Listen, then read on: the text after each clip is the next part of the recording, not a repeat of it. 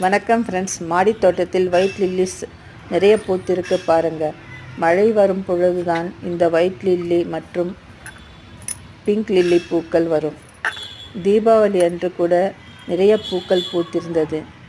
அதை கூட நான் அப்லோட் செய்திருந்தேன். இப்பொழுது திரும்பவும் மழை வந்ததால் நிறைய பூக்கள் வந்துள்ளது. டேபிள் ரோஸ் இப்பொழுதுதான் மொட்டுக்கள் வர ஆரம்பித்திருக்கு. கிருஷ்ண கமலம் விதைகள் போட்டிருந்தேன். கொடி மட்டும் வந்து கொண்டிருக்கிறது. இன்னும் பூக்கள் வரவில்லை.